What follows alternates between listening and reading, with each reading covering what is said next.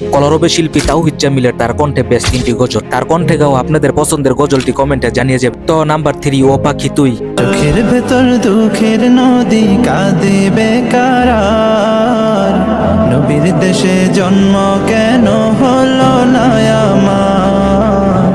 Number 2, নবীর দেশে জন্ম। ও পাখি তুই উড়াল দিয়া কোন বাদেশে যাস, আমার তো না মিটল পাখি অন্ত।